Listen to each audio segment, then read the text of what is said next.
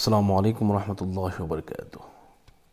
সরিষা পড়া, চাল পড়া, বাটি চালান, পানি পড়া, এরপরে আয়না পড়া, এই সমস্ত কিছু থেকে বাঁচার উপায়।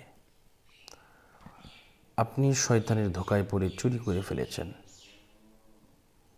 এমন অবস্থা হয়ে গেছে আপনি ভয় পাইতেছেন যে কি করবে। বিষয়টা হচ্ছে, যখন হুজুর চাল পড়া নিয়ে আসে আর যদি আপনি খান, 100% আপনি ধরা পড়ে যাবেন, এতে কোনো সন্দেহ নেই।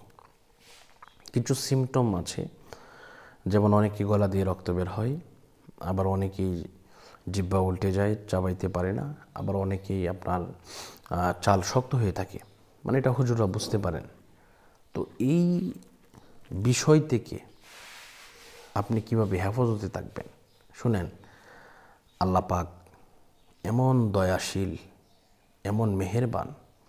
আল্লাহ পাক বলতেছেন, ইল্লা মান তাবা ওয়া আমানা ওয়া আমিলা আমালান সালিহা ফাউলাইকা ইউবাদদিলুল্লাহু সাইয়্যাতিহিম হাসানাত ওয়া কানাল্লাহু গফুরুর রহিমা। আপনি যতই পাপ করেন, সাগর মহাসাগর পরিমাণ আপনি পাপ করেছেন, কিন্তু আপনি আল্লাহর কাছে সারেন্ডার করেছেন, ক্ষমা প্রার্থী। আপনি যখন আল্লাহর কাছে ক্ষমা চাইবেন, অবশ্যই ইনশাআল্লাহ আল্লাহ পাক আপনাকে ক্ষমা করবে, এতে কোনো সন্দেহ নেই।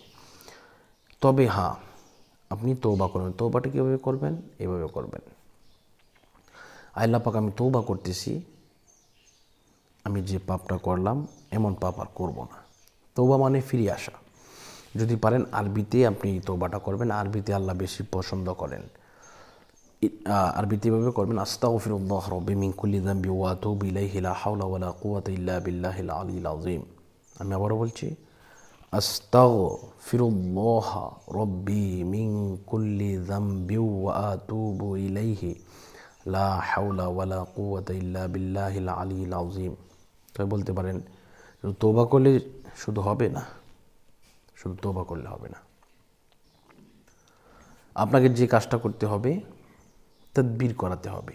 কারণ হুজুর কিন্তু তদবির নিয়ে আসছেন। চাল পড়া কিন্তু একটা তদবির, রুটি পড়া একটা তদবির, পানি পড়া একটা তদবির, বাটি চালানো একটা তদবির।